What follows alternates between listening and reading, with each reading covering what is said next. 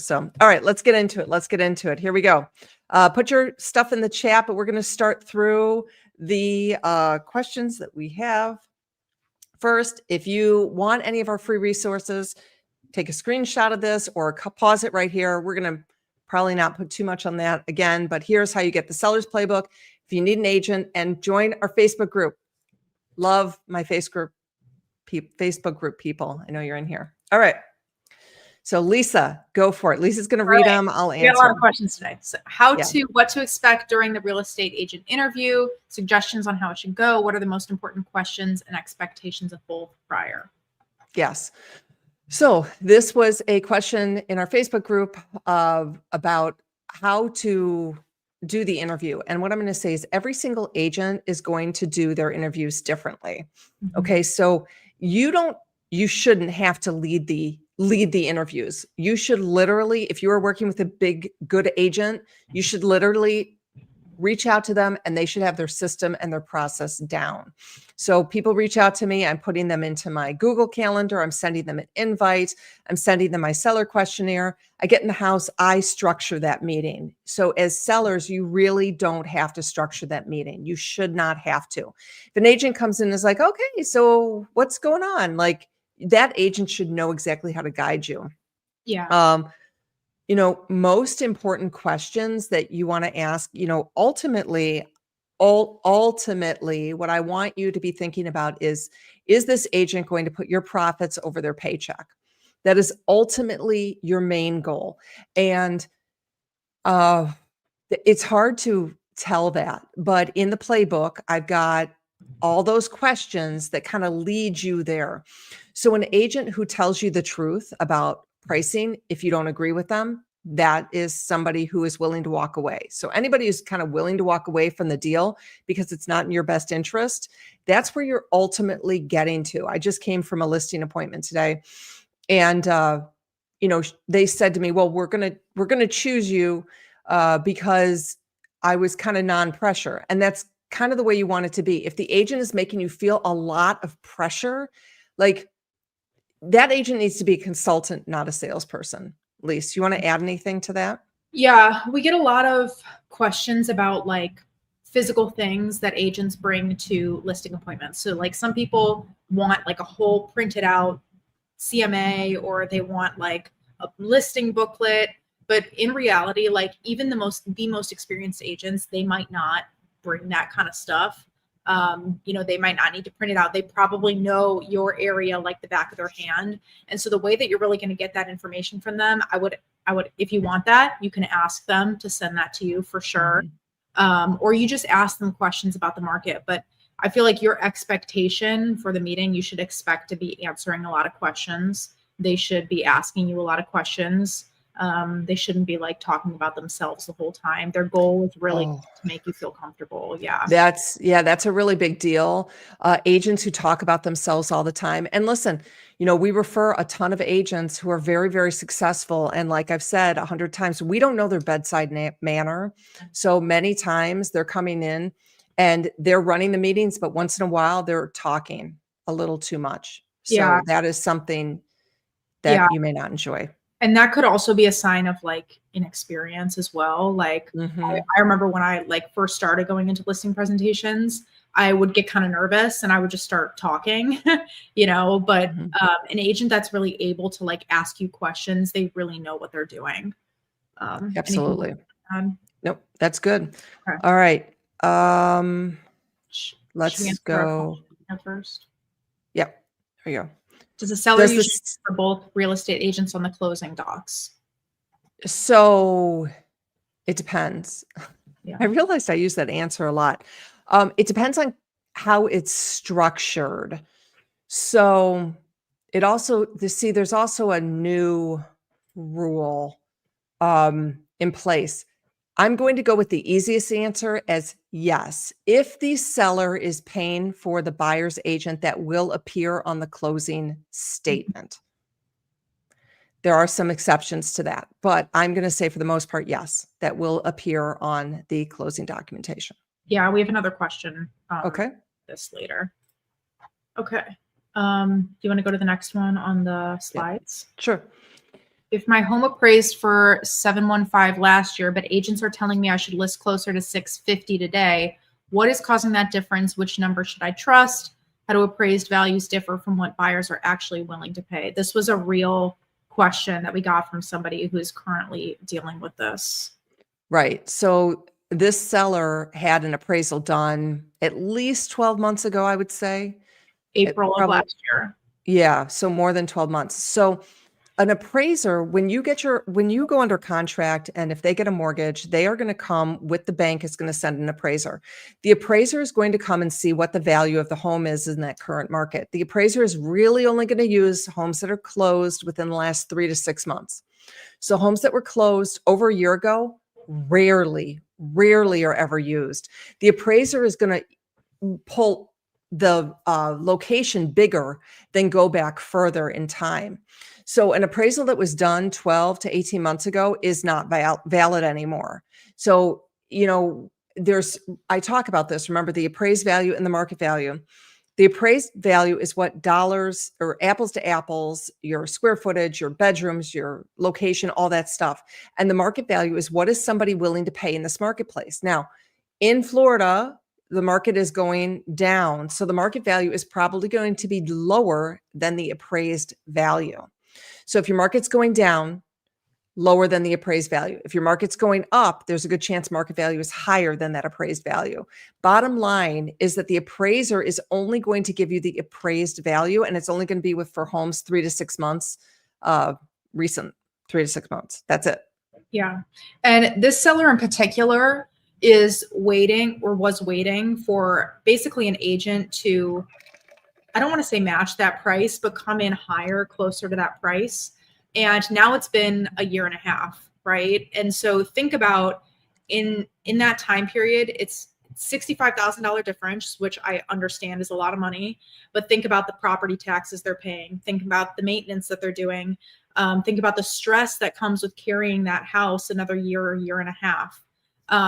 At some point, it kind of, the benefits outweigh, or the negatives outweigh the benefits of you possibly waiting and possibly making that additional money. So it's really important to understand why the appraised price, even if an appraiser says in this moment it is worth $750, might not be the price that people are actually willing to pay for the house. Exactly. That was a good answer. Thanks. Nice job. Thanks. That's a great answer. Okay, we have another question. Yeah. All right. Go ahead. Sorry. We have a large, oversized 3.5 car tandem garage. Agent prices it at 2 cars, but ours is larger. Why 75 to 100K lower? House is like show home and no work needed. So the agent's price, meaning the agent's price that they listed it at, because that doesn't quite make sense to me. But what I would say is, I'm going to guess, is that that's only going to give you a little bit of a benefit. I'm not sure exactly of that situation. 75,000 to 100,000 lower. I'm a little confused by that, because a 2-car to a 3.5 car garage is probably not worth that much of a difference. So I'm not sure if you are priced lower, higher. I'm not quite sure. If you could explain that one a little bit further. My gut is telling me that there's probably something else about the house that is making the agent think that it's worth less. Yeah. Right. So if you could give us a little more information on that. Yeah. The house is approximately at the 1 million mark. Should we expect flexibility from a realtor on commission? Is there more work to sell a higher dollar home than a house a half to 2/3 the cost? It's a great question. And it's a question that there's not really a good answer for sellers that they'll like. Yes, you can always try and negotiate commission with the agent. Some agents literally will not negotiate. They will walk away. Now, remember what I said earlier, an agent who's willing to walk away from their commission is an agent that will put your profits over their paycheck, right? Because that agent's willing to walk away and say, you know what, it's not worth it to me. I'm not going to do it. And you are not in the best position. Okay. So an agent may not negotiate. And that's their choice. That's their choice. So, why do you get more money for a higher priced house? Well, there are more expenses. So, I'm scheduling photos for a listing right now. Higher price listing, I spend a lot more money because it's larger, it's nicer. I'm showcasing it more. I'm doing more video. I'm doing more floor plans. I'm doing twilight photos. Also, as being part of my EXP luxury, I have to spend money on that every year as well. And so homes that are like that, there is more marketing expenses. Your agent might also, if it's a higher price point, they might accompany the showings. So there is more work that goes into it. I mean, kind of the bottom line is like, typically the higher the commission, the higher level of service you're going to get. There's always exceptions, but like, for example, a new younger agent might be willing to cut their commission because it's a great listing. It's a higher price listing than what they're used to, but they don't know as much. They might not be as strong of a negotiator. They might not end up getting you actually the highest price that you could get. But like an agent, a more experienced agent might come in, they might not cut their commission, but they're going to get you a higher price for your home. They know how to negotiate and they know how to provide like a really high level of service. So that goes into this next question, which somebody was talking to us about as well. Lisa, you want to read it? You want me to read it? Why would my agent put in their contract what I should offer a buyer's agent? Why wouldn't the buyers pay the buyer's fee? Can I offer 2% instead of 2.5? That's $22K. I think, should we start with that question? Yeah. Next one. Okay. It's kind of loaded. Okay. So I've talked about this a lot, is every agent runs their own business. So for me to say an agent should do it this way, is not really accurate, because I'm going to give you the landscape and then you're going to go from there. So in my contracts, we do not put in the buyer commission in both of my areas that I work in Northeast Florida and in the Chicagoland area. We are not putting that into our contract. Okay. Now there are some areas of the country that we refer agents in, and they will not take a listing unless that buyer commission is included in the contract.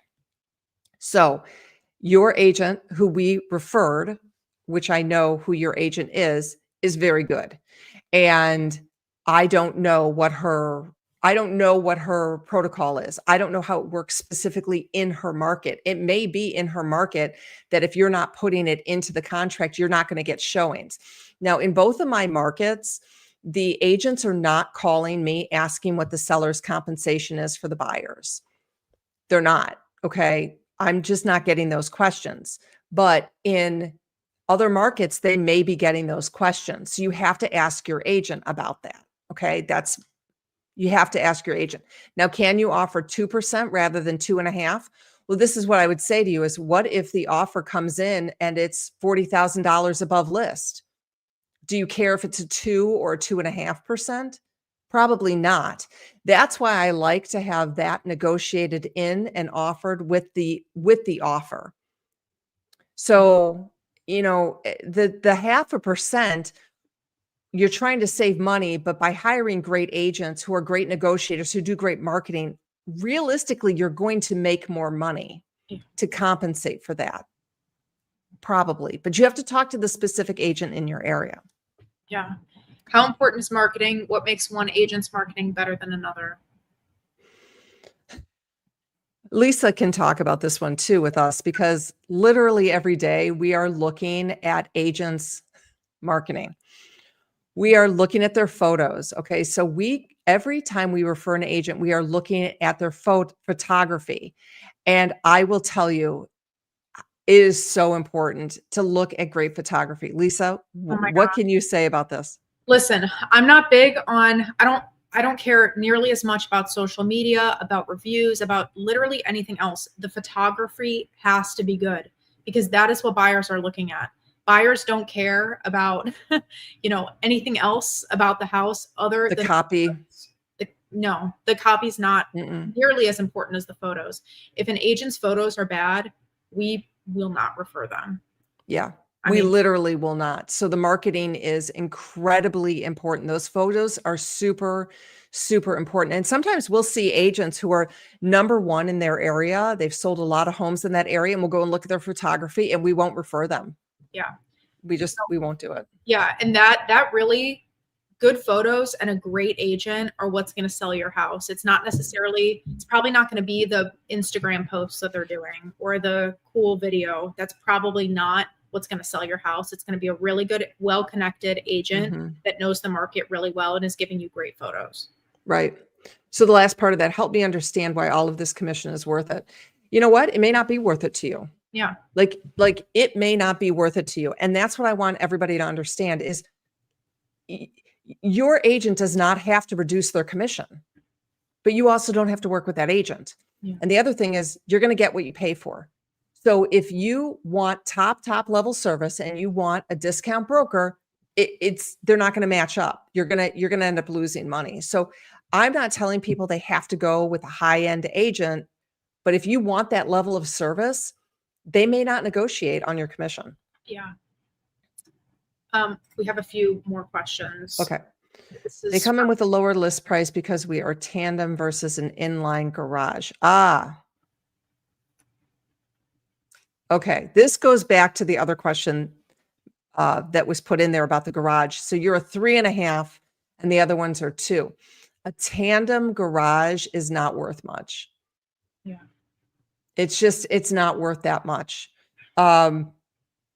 Yeah. And if you're in a market right now where there's not a lot of offers, the buyers are telling you what that's worth, and it's worth 75,000 less than what the other one is worth. So tandem garages, even though you can say it's 3.5 spaces, they're not the same as a regular 3-car garage. People look at them like one car, honestly. If it looks like one car from the front, because they're like, one car goes in and out. And that's how people think about it mentally.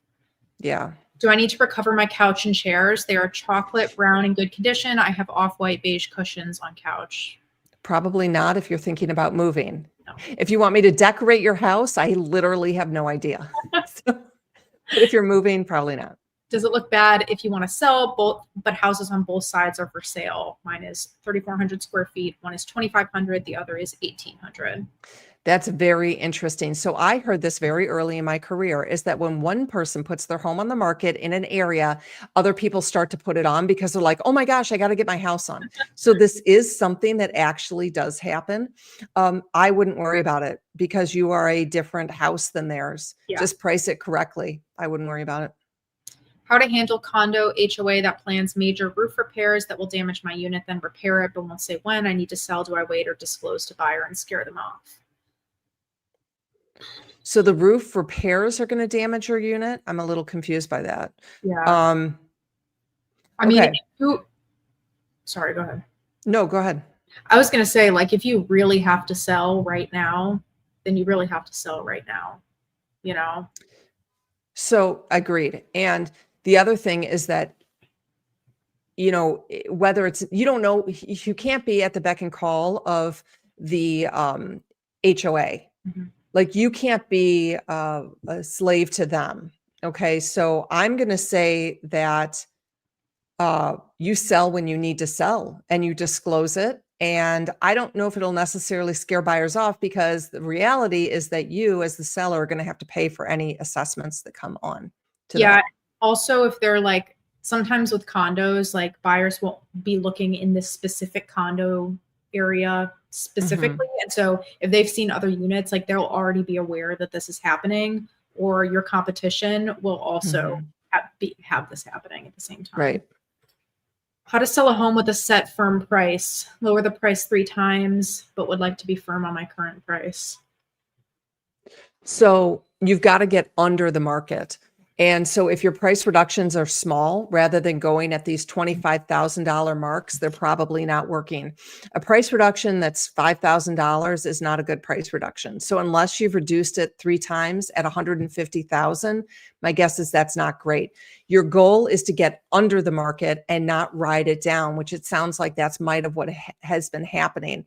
So if you want to be firm on your current price, you might not sell. If you're okay with that, then keep it there. That's the whole thing. That's that one video I did. What if you can't sell? What are you going to do? The market is what the market is. 75,000 so far. And the question would be is, do you have an experienced agent? Did your agent give you that price? Or was this your price? So there are a lot of questions here, because if your market's going down, you got to get under the market. That's something we can talk about in the Facebook group too. Yeah. And I mean, if you do hold out, it is possible you could get your price. But it's also, it might not happen, Yeah. just have to understand that risk. Do buyers care more about mechanics more than it being cosmetically updated? High-end house. So, Victoria, if you are new here, I want to make sure that you download my seller's playbook, because this is exactly what I talk about in there when you do the quiz. It's the investment matrix. So the investment matrix is going to put your home into one of 5 categories.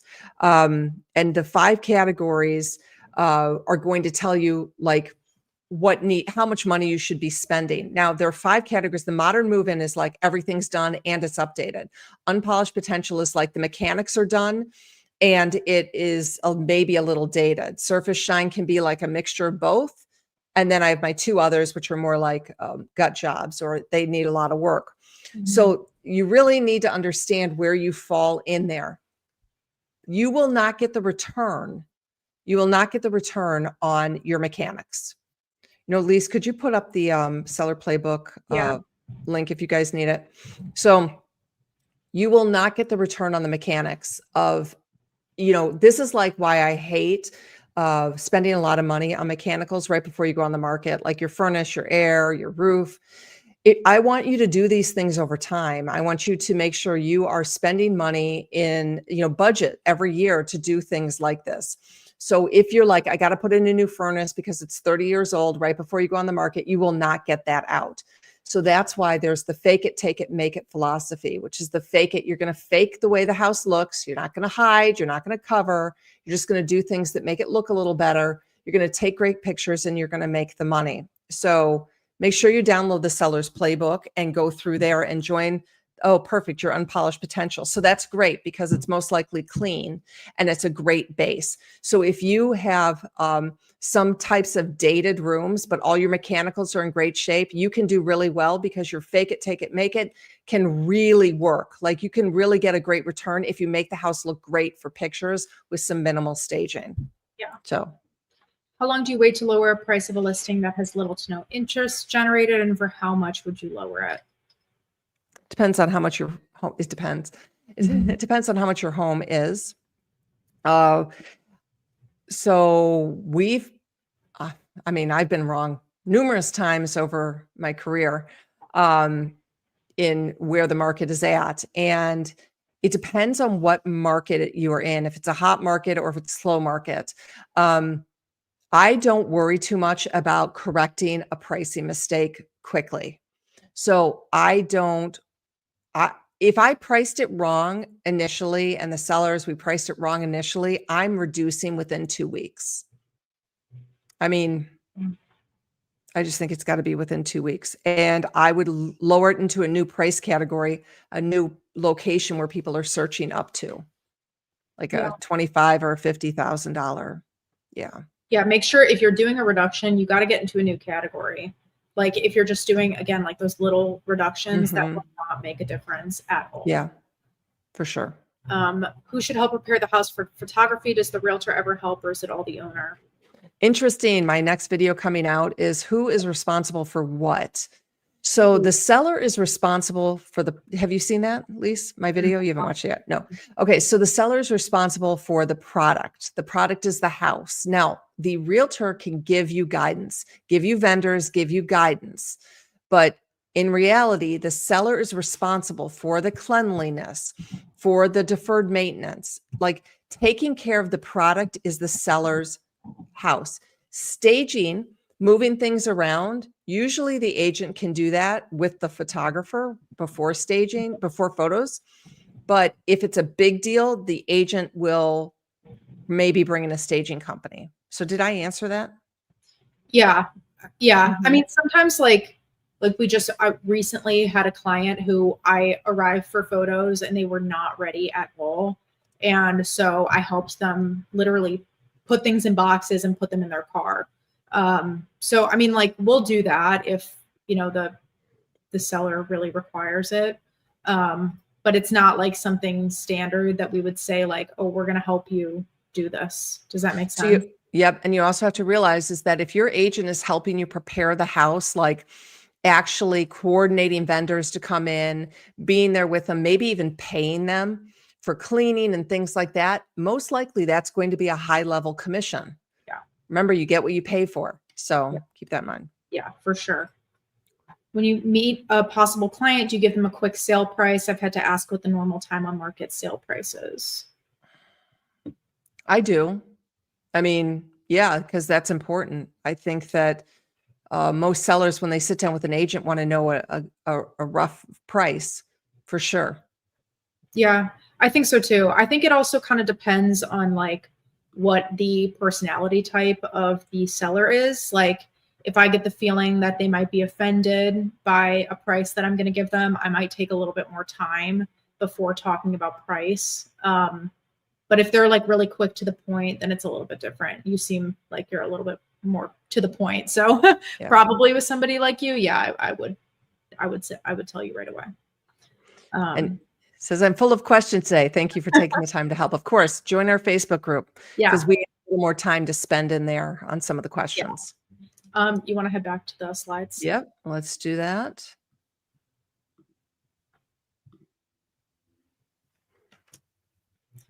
We are wondering if we can fake it by painting over this green wallpaper. Our agent and her stager came to our house and said the green had to go and just paint over the wallpaper. Can this actually be done? It's not really a fake it, but painting over it is way easier than taking it down. We have lots of color in the house and the agent is trying to decolor our house. They're trying to save us money, paint over the wallpaper suggestion. Okay, so this was a question in our Facebook group, and I immediately was like, do not paint over your wallpaper. But then I was like, okay, wait, I need a little more information because painting over wallpaper is like not good to do for the new owners because it's very difficult to get the wallpaper off after it's been painted over. So then I dug in a little bit more, and she had posted another post with these photos in there too. And so this gave it a little bit more context for me because, you know, everybody says, should I, right? Should I do this? Should I do that? And she had asked about the backsplash and the tile, I believe it was. Should I replace this? So this is the same woman who's doing the painting of the wallpaper. So when her agent suggested, I was like, wow, your agent suggested that. Okay, I need to understand more. So the house probably, and this is a house that's priced, I think it's priced pretty high. So most likely a buyer is going to come in and redo this whole house, is my guess. If this price point is over $1 million, that buyer will put a lot of work into it. So therefore, the agent is trying to fake it. The agent is trying to fake the way the house looks by painting over the wallpaper, which means that they're trying to get good pictures to bring people in. But that also means to me that the house needs probably an update. Did I say that clearly? Yeah. Yeah, I think so. Okay. So I sort of changed my answer on what I did is I actually pushed it back and I deferred it back to the agent on site because I don't know this market. And so it's hard for me to question it. But I would say that's why that agent said to paint over the wallpaper because a buyer is going to do a lot of work in the house. Yeah. And really as the seller, like, even though we all know painting over wallpaper is a real pain to take down, like as the seller, it's not really your responsibility, to be honest. Right. So, Right. you know, I mean, I don't know. That's a tough question, but. Yeah. Painting over wallpaper could result in peeling. I know. So that's kind of the fake it part, which is like, here's the thing though, is most likely somebody's going to come in and redo the whole house anyway. Right. So does that make sense? Like if it was a house that was really updated, I would say no, for sure. Agreed. Okay. I have been holding on to my home for 10 years, trying to save it, but living in another city working so I don't lose it. It has clutter. I just don't see how I'm going to get things packed up when I live 3.5 hours away. I always thought I would be able to return home. I've been crying for days now. Yeah, so we get notes like this and emails and things like this from people. And I wanted to put this up here. You know, I don't know this person at all. I wanted to put this up here because it is something I see a lot about people being held hostage by their homes. And I don't want that to be you. Like, I don't want you to be held hostage by your home. I know, listen, some people, if they sell, they literally are going to go bankrupt or they have to come to the table with money. So if that's the situation, it's a little bit different story than if you're trying to just get the most amount of money for the house. Like the stress of holding on to a house for 10 years and living in another location and paying other bills has got to be overwhelming. I mean, just completely overwhelming. And I mean, we get people sending us emails in the middle of the night like this, because they're up all night and that's how they're finding the videos. And this is where you need a real estate agent partner. Like, this is where you need to be talking to an agent who can help guide you through this, because you may not be selling. An agent's job isn't always about the selling. An agent's job can be to guide you to the next location, like how to get rid of the clutter. I can't do that from where I'm sitting. Lisa can't do that either. But an agent on the ground probably has somebody who can help you with that. And so I don't want you to be afraid to reach out to somebody to ask for help.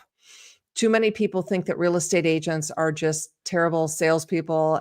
But there are a lot of really good ones out there who will help you through the process. Yep. So, and also, like, a lot of people in this situation are worried about being judged for whatever reason, mainly because of what's the clutter in their house.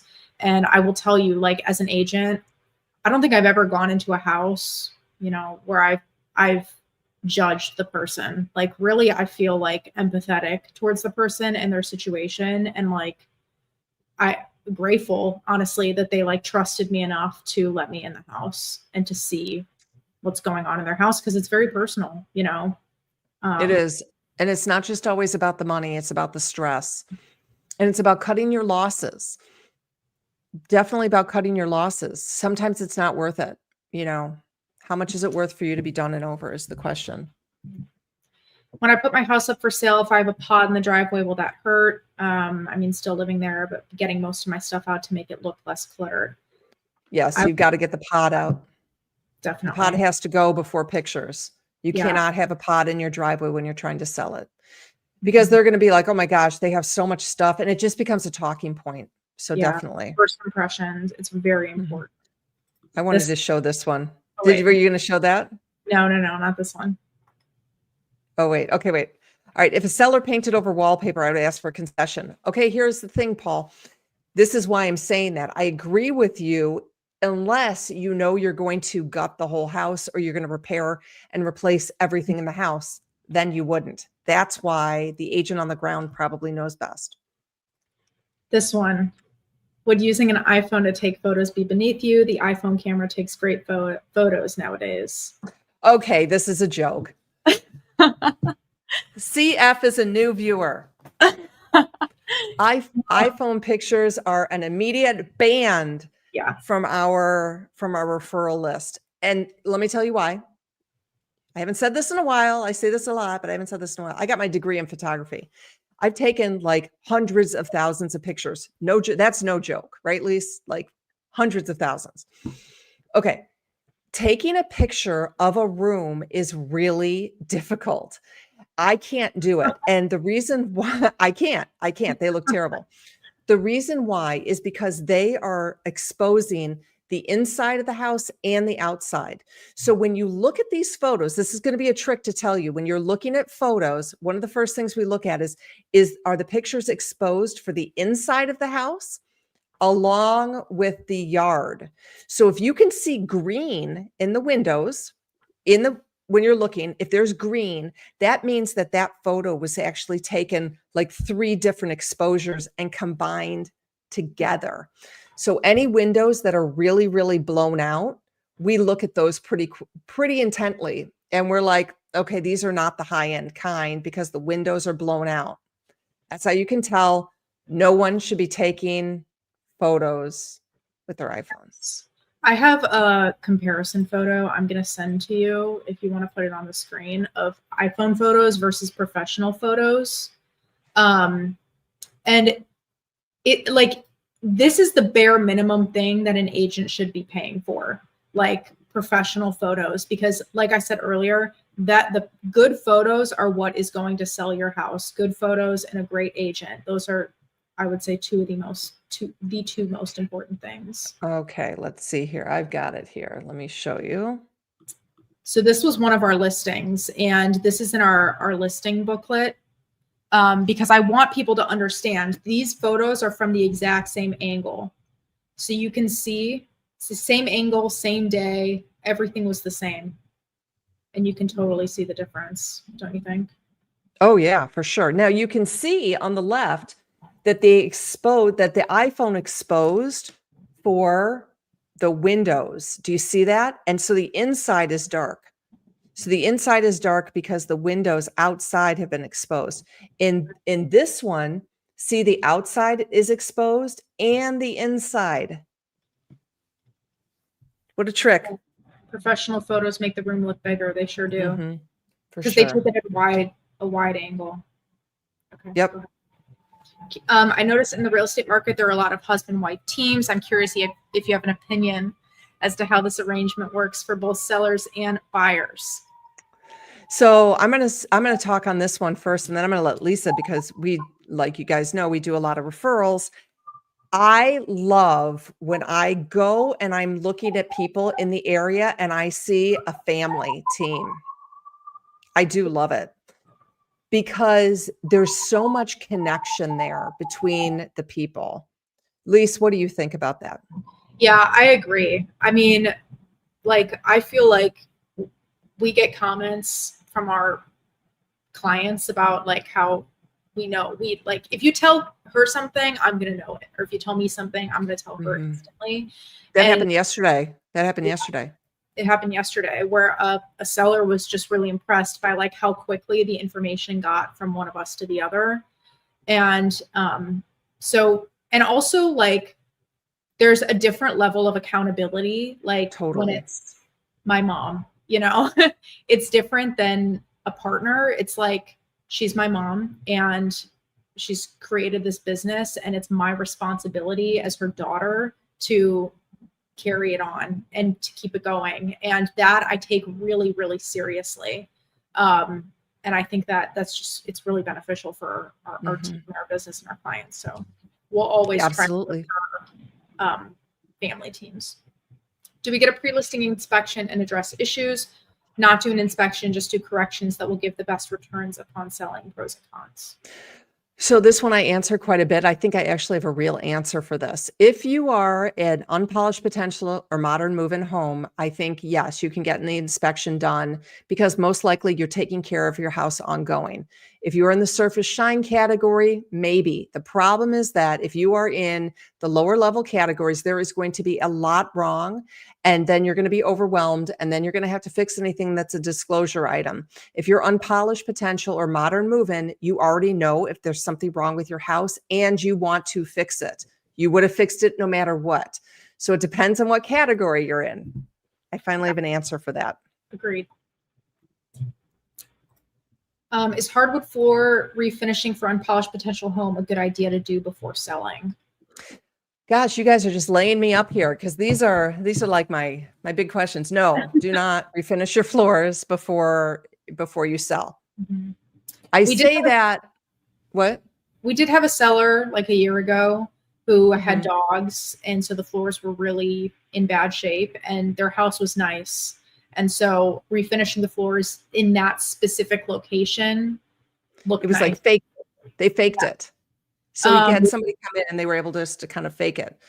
Yeah. So the reason I say no is because I'm telling you, I've been in thousands of homes, and I see sellers every time they go into a hardwood floor home, they say, my floors are terrible. They look terrible. And I'm like, they look fine to me. Like, seriously. Okay. So you think your floors look worse than most buyers will do. In addition, to restain floors is a really big deal, and you have to remove all the furniture, and it's very stressful. Yeah. Most of the time, a buyer is going to spend money to redo the floors if they are in bad shape. Yeah. And also like a buyer that comes in and wants hardwood is going to understand the costs that goes into maintaining hardwood, and they'll be like, wow, it's great they have hardwood in here. Right. Because a lot of the houses now, especially like newer updated houses, have cheaper floors. Like people don't put in hardwood, they'll put in like a laminate or a luxury vinyl plank. So people who like hardwood understand. Does that kind of make sense? Yep. All right, You want to do another one of these? You got more? No, go ahead. Can you do a deep dive into when negotiating is really important? What is the negotiating skill set that is necessary for a good realtor? When do you hold out? When you compromise? What do you do when buyers or sellers ask too much? What should be non-negotiable, etc.? Okay, so negotiating. When I first started selling real estate, I hated negotiating. It stressed me out. I was nervous. I was scared. So new agents, that is how they typically feel.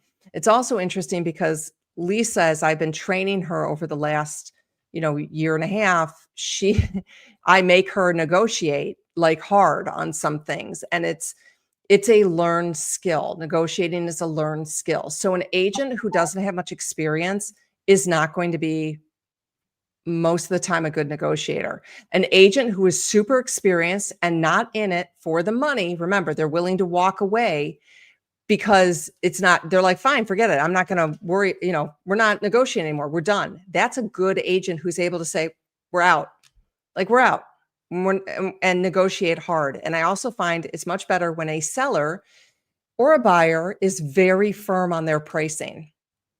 So if you know for a fact, like you're not going below a certain number, your agent can't do anything with that. And then the agent goes back and says to the other side, I'm sorry, they're not going below 500. That's all there is to it. That's a strong negotiator, right? But then if you're like, well, I don't really know, that doesn't help the agent. So you have to be firm on what you want as well. So negotiating, I think it's in the top 3.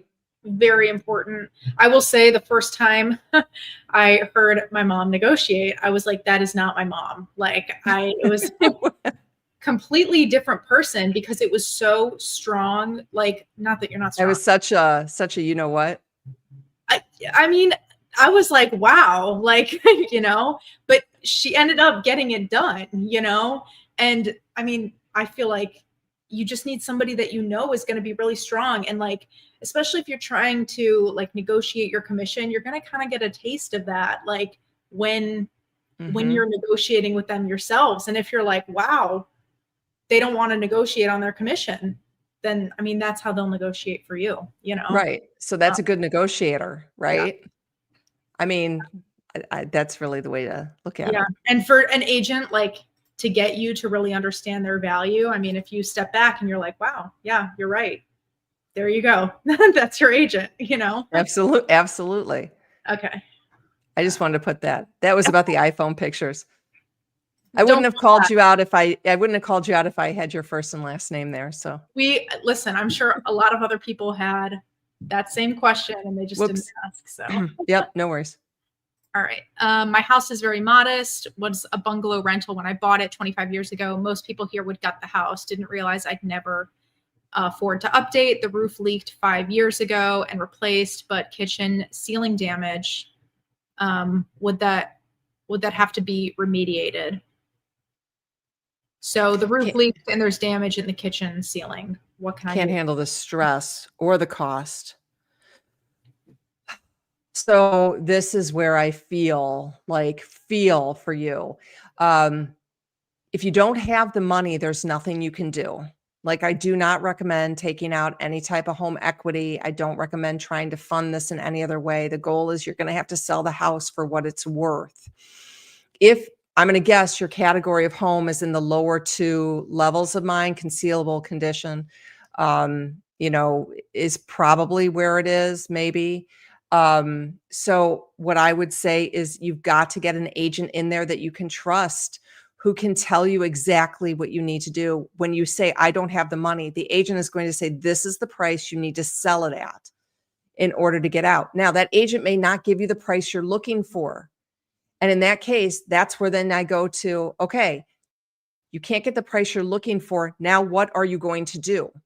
Like it's a fact. You're not going to get that price. Now, what are you going to do? Yeah. So I'm sorry. I hate that. Let's get back to the slides. 'Cause I we have just wanted to show this. oh yeah. Our Yeah. agent took iPhone pics and compared to other houses that have professional photos. Ours look bad. Yeah, I remember when I took these photos of that house, I was like, oh, my phone photos look pretty good on my phone. And then I put them side by side and I was like, wow, there's a huge difference. So, all right. As a seller, you teach us to price correctly. Should we buffer that price a little higher to allow for negotiation? In your experience, do you feel most buyers come in low and expect to negotiate, or do they on average offer the original asking price? Is there a rule of thumb? Like an original offer should not be lower than 10% of asking price, for example.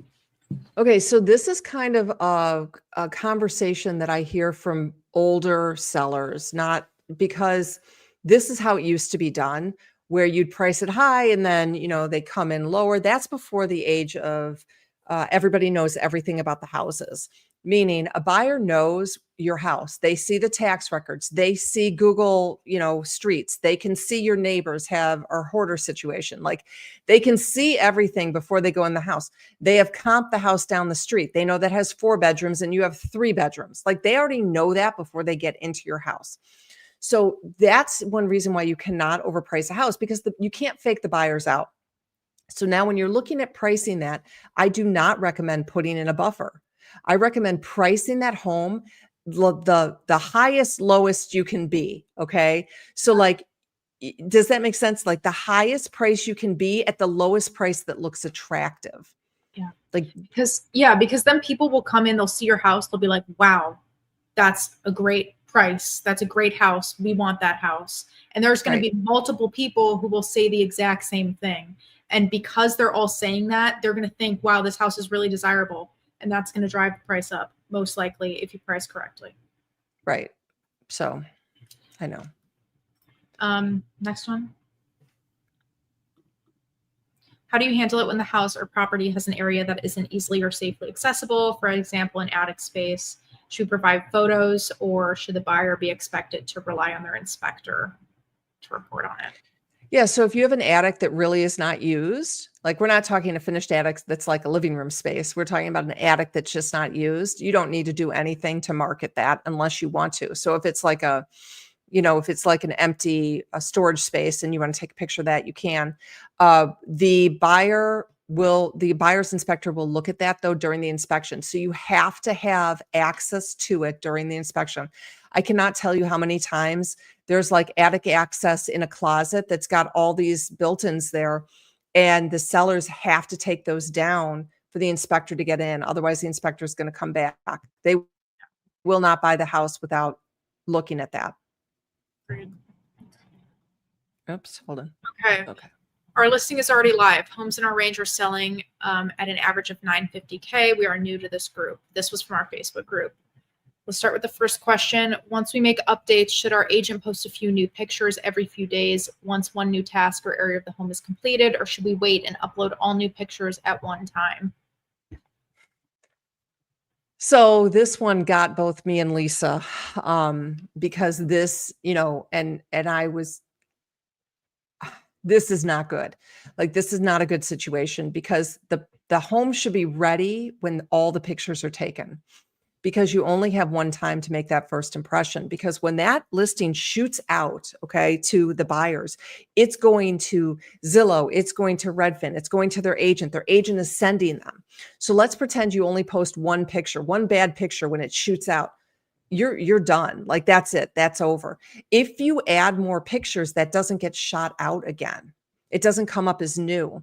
So that's why updating as you're going is not going to work. That's not going to help at all whatsoever. In addition, you made the decision to go on the market at $950 with the condition that it was in. Mm-hmm. So like, now you're stuck. Now you're stuck. This is why it's so important to have an agent who's guiding you about strategy, and you're understanding strategy before you go on the market, because now you are stuck, because you cannot do what you're saying, make these updates, because now you're spending more money. Your only choice is going to be to drop, and you probably need to drop by 50,000 is my guess. If you're doing updates after the house has gone on the market, especially if you've been on like 100+ days, you're wasting your money. Like, because Mhm. nobody's going to know what updates you've done. People looking at the house for the first time, they're not going to know like, oh, they updated this and this and this 100+ days later. I mean, we don't know, Mhm. the details about this house, but this should all be done before listing. Yep, for sure. When you talk about the listing description, we kind of touched on this. To be honest, the listing description is not super important. You could just throw all the updates in there. Some clients they want it to be really perfect, but for the most part, people are looking at your photos, not your listing description. And that's one thing that I get probably the most complaints about from the sellers who think that their agent wrote a poor description. And the description honestly means almost nothing. It's Yeah. the photos that are a really big deal. So don't stress over the description at all. Yeah. Next one. Talk about square footage sorry. price. And do you Price think buyers really look at that? Yeah. Do buyers look at square footage price? Yeah, they do in certain markets. So in the Florida market, for sure, absolutely, especially if it's in the same subdivision, and absolutely if the homes are all about the same age. So you can see what that square footage is. In our North Shore of Chicago area, not as much on the square footage. It's more about location, it's about updates. It's not so much about that square footage price. So yes, it's significant, specifically if you are in a subdivision, like, and all the houses are super similar. Yeah. I agree. Oh, Like, we don't really, in the North Shore of Chicago, like, we don't really look at the price per square foot when we're like putting a price on a house. It's more just, I mean, it's a general feeling compared to the other houses in the area. yeah. How do you know when it's I'll too late to transform an outdated home? Should I sell as is or remodel it myself and age in place in here? Timing to sell depends on what will make the most sense for me financially. I could move next year if I sell as is, or I could be here 10+ years if I remodel now. So this is a hard question too. I definitely would talk to an agent because you don't know what you'd get for your house if you sell as is. You know, I would not make updates in a house that you're saying that it is possibly a tear down right now. I don't think that's in your best interest. So if you need to make it livable, but don't do updates to get a return on that. Yeah. Definitely, you've got to talk to an agent. And, I forgot is that to let you guys know is that if you need any of those links for the playbook, the find an agent, or the Facebook group, they're in the description on this video. So you can look in there. Yeah. All right. We have a few in the. Yeah. All right. Sorry, I lost it. No worries. Okay. How hard is it to bring two colors of hardwood back to the same color? I assume from water damage. All is red oak. So if it's the same base, if it's the same type of wood, you can do that. You just got to get rid of everything and then redo it all together. And it should be the same if it's the same wood. If it's not the pre-finished, if it's real hardwood. I'm selling my condo furnished. However, I have various paintings on some walls and have not included the art. Should I remove them before showing? If you're selling it furnished and like that's the way you're advertising it, I would probably remove it. Yeah, if you're selling furnished, I would take that artwork down. I will tell you, I had a chandelier in one of my houses that I loved, and I disclosed from the beginning it was not included, and they came back and they wanted that chandelier. So if it's there, they're going to want it. Yeah. The realtor didn't like the master bath being next door area. Oh, so is having the toilet in the same room as the bath important? That seems odd to me. I would think that in our market, most people prefer to have the toilet separate. What do you think? I don't know. I think I'd have to know more about that. I agree. That bathroom. Yeah. Okay, this is like a market question. Condos used to be good starter homes or good for retirees wanting less to maintain, but now HOA fees seem to be skyrocketing. How will this play out? I wish I knew. Well, Honestly, so in Florida, as we know, the condo market just completely tanked because of the insurance fees, or because of the HOA and the insurance. I don't know. Honestly, I don't know. I don't see the insurance coming down unless something happens that we're not aware of. I mean, the HOAs are going up, the insurance is going up. I don't, we owned a condo in a Florida, and some of these people had been in their condo for like 30 years. And so they paid, like 150 for it. And then we got hit with a special assessment, like $15,000. And a lot of these people had to sell. So I just don't think, I think if you're on a fixed income, it's really hard right now. You just don't know if those fees are going up. Yeah. It's my guess. Do you think the market will hold steady in 2026 for sellers? New Jersey, New York area, no houses for sale in my development. I live in a very desirable area. Okay, so this is why you need to have an agent in your specific location. New York, New Jersey area is still, from what I understand, somewhat hot, but it probably depends where. Now, North Shore Chicago was really hot. We have seen some cooling down. So Florida was cool last year. Chicago was super hot. So I would expect that New York, New Jersey is going to follow the same thing as kind of the Chicagoland area where it's slowing down, but you definitely need to get an agent in your area to come in and talk to you. And an agent you can just talk to and call an agent and just ask them that question too, and they'll be able to tell you. Yeah.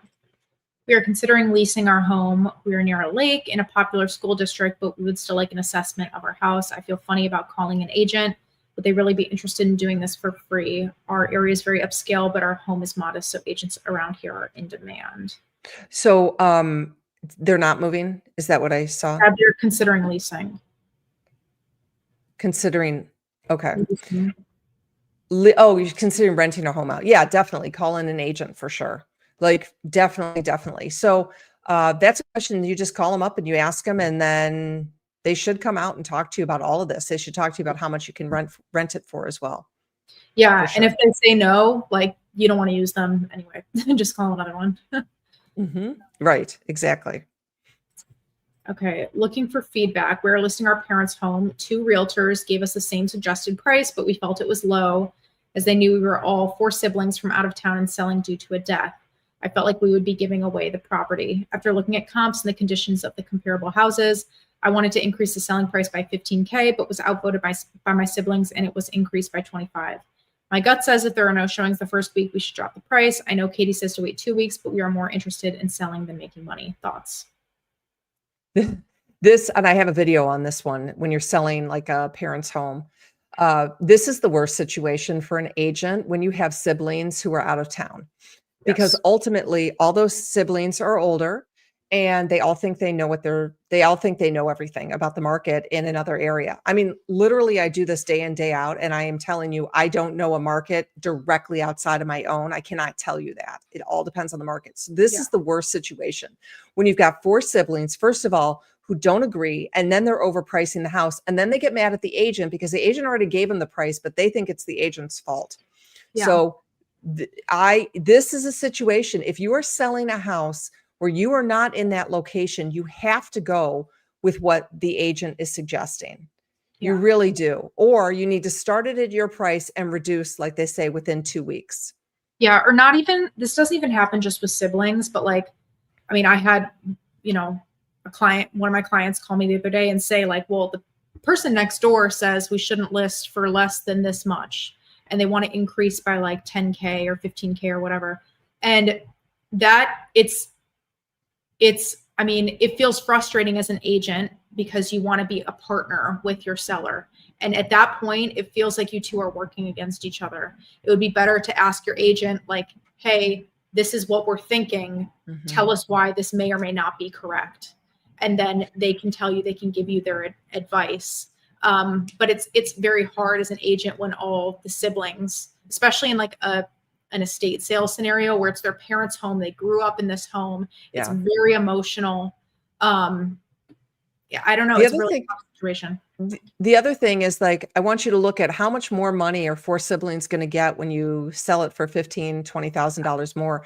You said you want to sell it. The money isn't important. Then sell it. The lower you go, the quicker you're going to sell, the less stress you're going to have, and your relationship with your siblings is going to stay intact. Yeah. And also depending on the price of the house, if this is a higher priced home, 15, 25,000 is not, it's not enough to justify the extra stress, the extra days on the market that you could be experiencing. I mean, it's a lot. If it's a lower priced home, it's a little different because it's a higher percentage of the price, but okay. Yeah, let's move on. Yes.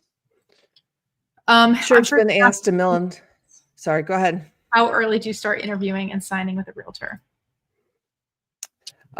So I think it's never too early to have an agent in your back pocket who is a friend, I say that, I've got people who text me or call me, ask me to run market evaluations for them. And I know they literally are not moving. Like, there is no chance they are moving.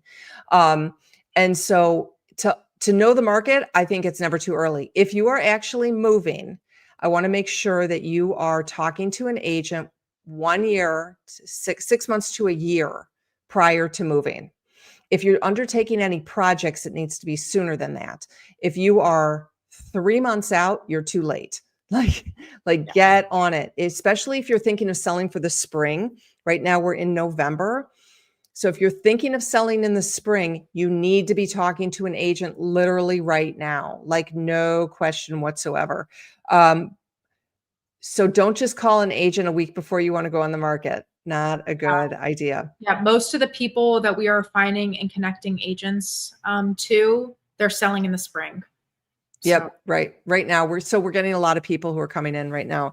If you guys need an agent, you know that we can help you find an agent. And we just got somebody who requested one in Portugal. Yeah. Today. So we're going to try on that one. We'll see what we can do.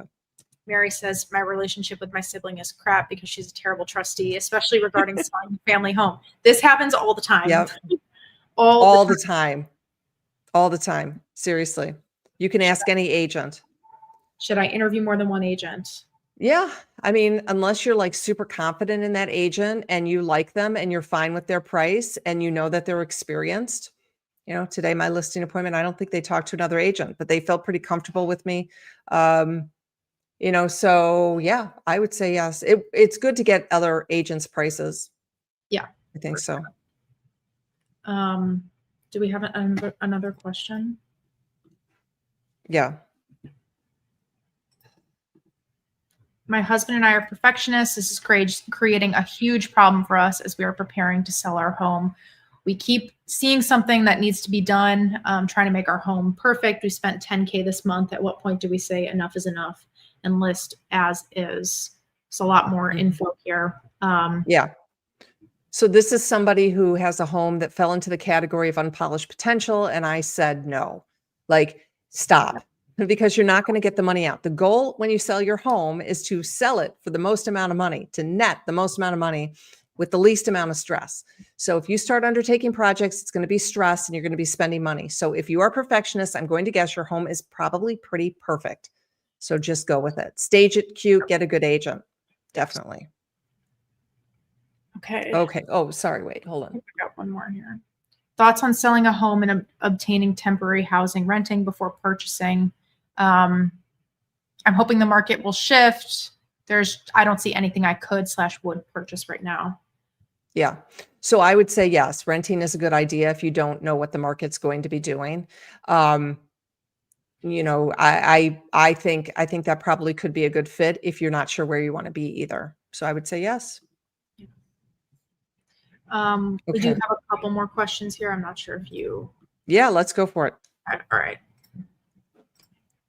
Oh, this is painful. My sister sued me instead of talking to me. It was painful, and they still won't talk to me despite good faith, full disclosure, and getting a good price for our family home. It's very emotional. It's very, very emotional. Yep. Like I said, I did a whole video on this. It is very difficult to sell a family home. You need a great agent. Very.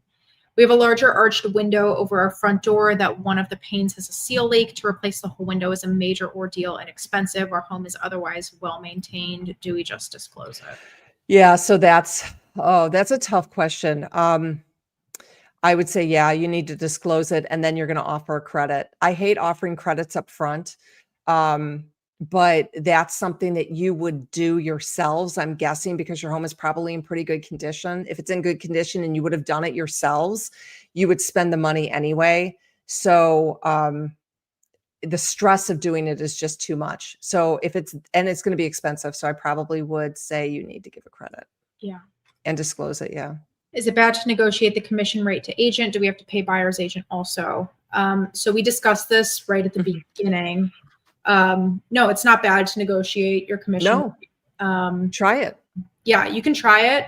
You just be aware they might say no if you try to negotiate, and you just have to decide if you're okay with that. And if you choose somebody with a lower commission rate, you'll probably get a lower level of service. And just, understand, make sure you understand what you're getting and make sure that you're okay with that.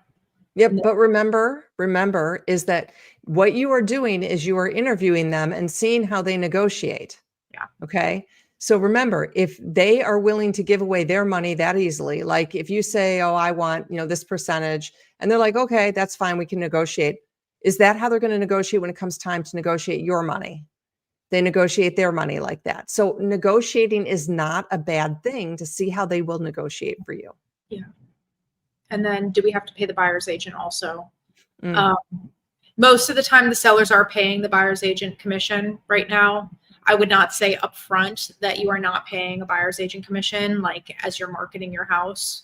And if you have a good agent, they will probably not say that upfront. They'll probably say like right into your offer.